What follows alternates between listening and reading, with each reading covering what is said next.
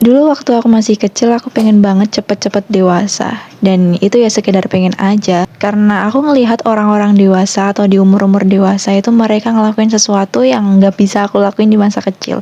Mereka bisa yang namanya pergi ke luar negeri, mereka bisa pergi ke banyak tempat, mereka dikasih kebebasan sama orang tua mereka bisa ngerasain yang namanya cinta atau sesuatu yang itu tuh belum pernah aku lakuin di waktu kecil. Dan itu adalah salah satu alasan kenapa aku pengen banget cepet-cepet dewasa. Tapi ternyata nggak ada orang yang ngasih tahu bahwa dewasa itu di samping itu semua, dewasa itu juga sangat-sangat kacau. Ketika kita itu lagi ngerasain yang namanya quarter life crisis, itu tuh nggak ada sosok atau figur yang mereka itu kasih tahu ke kita tentang betapa rumitnya masuk di usia 20 tahunan. Semua pandangan-pandangan yang aku anggap jadi dewasa atau di umur 20 tahunan itu adalah masa-masa yang sangat enak, tapi ternyata nggak ada enak-enaknya sedikit pun. Ada sih kalau kita bisa menikmati itu semua, menikmati apa yang ada dalam diri kita atau apa yang datang dalam diri kita. Tapi ketika kita itu menyangkal semua, ketika kita itu nggak bisa yang namanya menerima, kita akan ngerasa bahwa masa-masa 20 tahunan ini adalah masa-masa yang sangat kacau. Di samping itu banyak banget yang kita bingungin, banyak banget sesuatu yang kita pikirin, banyak banget sesuatu yang kita itu pertanyakan, dan kita itu pengen banget punya yang namanya jawaban. Tapi ketika kita itu sedang kebingungan dalam fase-fase itu, kita nggak bisa atau kita nggak punya seseorang atau siapapun itu yang datang dalam hidup kita untuk bisa ngebantu diri kita. Jadi kayak kesannya kita hanya jalan sendirian, kita nggak punya siapa-siapa, dan kita emang harus ngejalanin itu seorang diri. Siapa yang relate sama masa-masa itu? Angkat tangan. Pasti banyak banget yang ngerasa relate. Aku tahu itu karena ini adalah fase-fase yang banyak banget orang-orang tuh temui. Banyak orang-orang di samping kamu, di sekitaran kamu yang juga ngerasain hal itu. Perasaan hilang, perasaan takut, perasaan kita itu takut tertinggal, perasaan kita kesepian, perasaan kita nggak punya siapa-siapa.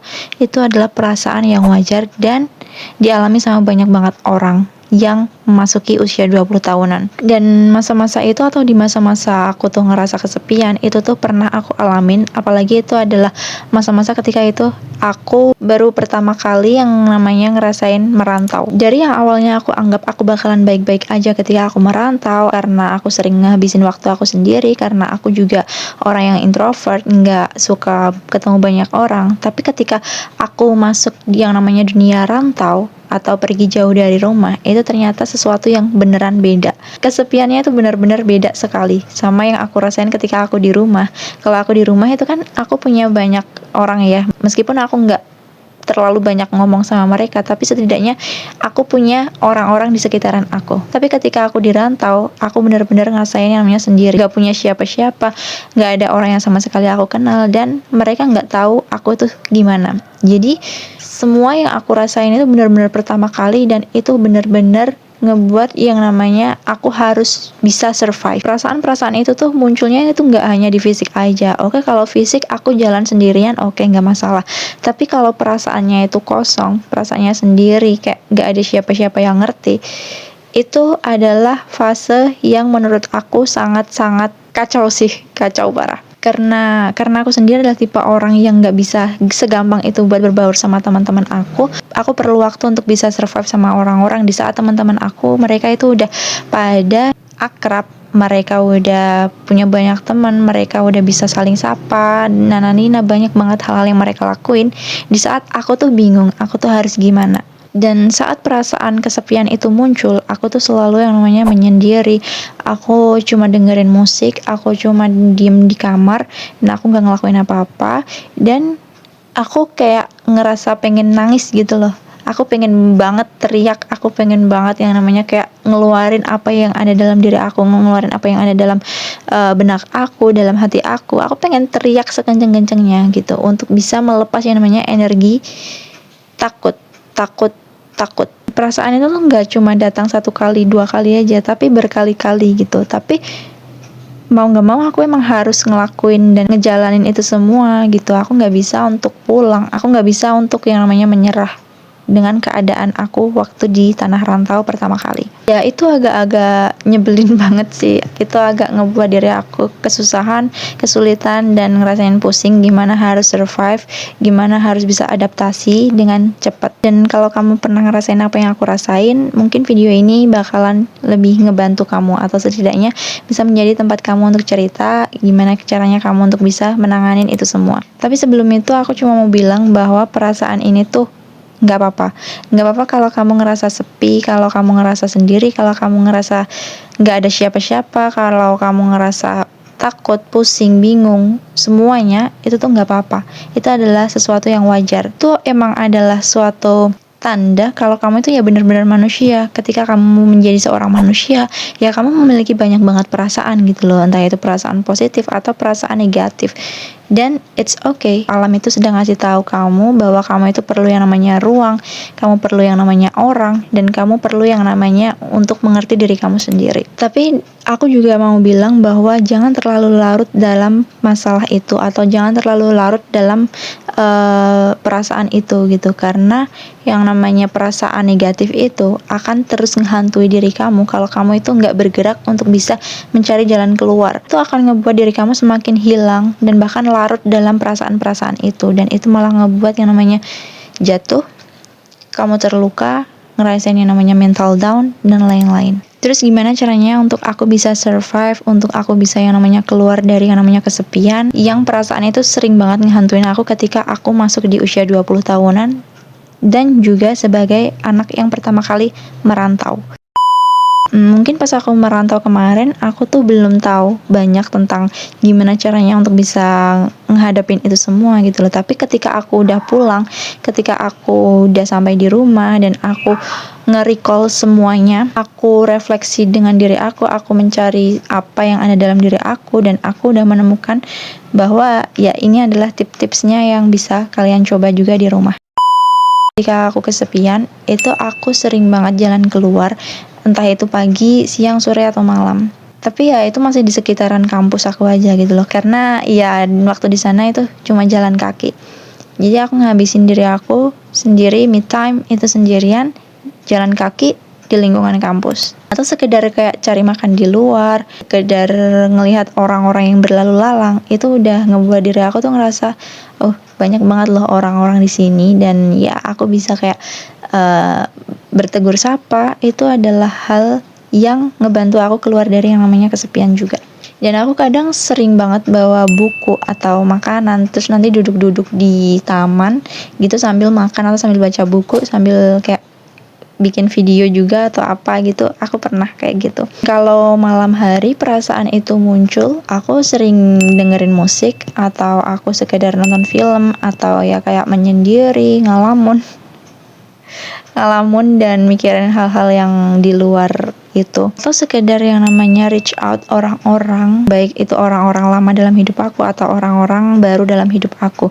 Dimana pas zaman dulu aku sering bikin konten, dan konten itu cukup lumayan wow, alias banyak orang-orang yang nge-DM dan aku menanggepin chat itu gitu loh. Jadi di waktu aku senggang, ketika aku nggak punya kegiatan, ketika aku nggak ngelakuin sesuatu, aku ngebalesin DM mereka, curhatan mereka. Jadinya itu adalah waktu aku untuk bisa mengobrol atau terkoneksi dengan orang-orang, dan juga ya sama orang-orang lama pun juga yang ada dalam hidup aku. Ada anak-anak kecil gitu, sering banget yang namanya video call sama aku juga gitu, dan ya itu ngebantu naikin mood aku ketika aku bener-bener ngerasa kacau. Dan setelah aku pulang dari sana, ketika aku udah pulang merantau, aku menemukan 5 tips. Ya, kurang lebih ada 5 tips yang itu tuh ngebuat diri aku semakin, ya gini loh cara yang tepat untuk bisa keluar dari yang namanya kesepian. Yang pertama, aku harus ngelakuin yang namanya journaling. Karena apa? Karena ketika kita itu meluapkan sesuatu ke dalam sebuah karya atau ke dalam sebuah tulisan, semua yang ada di pikiran kita atau semua yang ngegrundel dalam hati kita itu akan tersalurkan.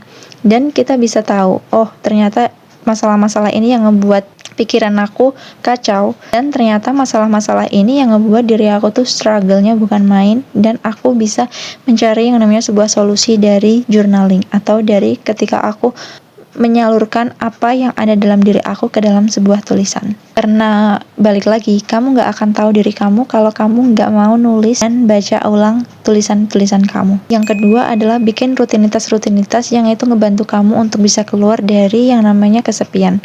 Entah itu rutinitas-rutinitas kecil yang kamu lakuin setiap hari, atau setiap minggu, atau bahkan setiap bulan. Dan terutama di waktu-waktu senggang ketika kita nggak lagi ngapa-ngapain, daripada cuma scrolling sosial media, ada banyak aktivitas yang bisa kamu lakuin. Misalnya baca buku, olahraga, exercise, pergi ke gym, nonton film, atau apapun itu yang ngebuat diri kamu semakin terkontrol atau terkoneksi dengan diri kamu. Cobalah explore buat hal-hal apa yang kamu suka atau hal apa yang bikin kamu tertarik untuk bisa melakukan itu semua. Dan yang ketiga adalah ngobrol sama diri sendiri. Ngobrol sama diri sendiri itu bukan berarti kita gila. Kayak aku nggak mau bilang itu tuh adalah suatu hal yang crazy. Karena apa? Karena kadang emang ada waktunya untuk kita itu bisa ngobrol sama diri sendiri, entah itu di kaca atau di depan kamera atau malah kayak ngelamun pas lagi mau tidur gitu, ngomong sendiri. Itu nggak masalah menurut aku, selama tahu batasan dan selama itu tuh nggak ngebuat diri kita itu masuk ke dalam jurang kesengsaraan atau kenestapaan atau sesuatu yang ngebuat diri kamu itu menjadi orang yang lebih buruk. Karena dari yang namanya ngobrol sama diri sendiri itu tuh ngebuat diri kita terkoneksi sama diri sendiri. Kita jadi paham apa maunya kita, siapa sebenarnya kita, dan kita bisa nemuin jati diri kita lewat ngobrol sama diri sendiri itu tadi. Terus yang keempat, tetap pastiin buat bisa terhubung sama orang lain. Meskipun itu di online atau di lingkungan real life kamu harus tetap terkoneksi sama orang-orang, sekecil sama keluarga kamu, atau sekecil sama orang tua kamu, atau sekecil sama orang-orang yang tinggal di rumah kamu. Itu akan ngebuat diri kamu ngerasa jauh dari yang namanya kesepian. Jadi jangan habisin waktu kamu untuk terus-terusan scrolling sosial media, untuk terus-terusan ada dalam kamar. Karena ketika kamu terkurung di dalam kamar, kamu hanya fokus dalam dunia maya kamu gak bisa terkoneksi sama mereka. Jadi tetap selipin waktu untuk bisa terkoneksi sama orang lain. Dan yang kelima, ini adalah cara yang harus benar-benar kita jaga setiap hari, yaitu jangan pernah menolak perasaan itu. Terima semua perasaan yang datang dalam hidup kamu, sekalipun itu adalah perasaan-perasaan negatif, perasaan yang ngebuat diri kamu ngerasa gak worth it, kamu tuh lagi hilang arah. Jangan menyangkal itu semua, justru kamu harus menerima perasaan itu, kamu harus lebih welcome. Karena balik lagi, fase ini adalah fase dari perjalanan hidup kita sebagai seorang manusia. Kesepian itu bukan akhir dari sebuah kondisi. Kesepian itu bukan akhir dari segala-galanya dalam hidup kita. Justru ini adalah masa awal di mana kita bisa berkenalan sama diri kita, di mana kita bisa lebih tahu tentang diri kita, dan gimana caranya kita untuk bisa menemukan solusi dari setiap permasalahan yang kita hadapi, sekecil itu adalah perasaan atau masalah kesepian. Nah, dalam kondisi-kondisi ini kamu akan ngerasain yang namanya connect sama diri kamu bisa untuk merasa yang namanya terbuka sama orang lain, dan proses ini adalah proses yang emang harus dilewatin. Kalau kamu terus-terusan ngelawan, itu justru malah semakin berat, kamu malah semakin yang namanya kacau, nggak habis-habis gitu loh untuk bisa menangani masalah ini. Kamu nggak akan bisa menemukan jalan keluarnya. Tapi ketika kamu itu ngerasa legowo, ketika kamu itu nerima dan menikmati itu semua, itu pelan-pelan akan lebih ngeringanin diri kamu ketika kamu menghadapi sebuah masalah. So, kesepian itu nggak buruk-buruk amat. Justru itu adalah masa dimana kita bisa lebih mengenal diri kita. Ini waktunya buat diri kamu lebih dengerin apa yang ada dalam hati kamu, apa yang ada dalam isi kepala kamu. Justru itu adalah waktu atau kesempatan untuk bisa melakukan itu semua. Dan di saat kamu bisa ngelakuin itu semua, kamu bakalan bisa untuk belajar, untuk lebih kenal sama diri kamu sendiri. Kalau kamu ngerasa relate atau pernah ngerasain yang namanya perasaan kesepian, coba tulis di kolom komentar, karena siapa tahu dari cerita kamu itu bisa ngebuat orang-orang semakin terbuka atau mereka bisa mengambil pelajaran dan itu bisa menumbuhkan kekuatan dalam diri mereka. Okay, thank you so much for watching my video. See you in the next video. Bye-bye.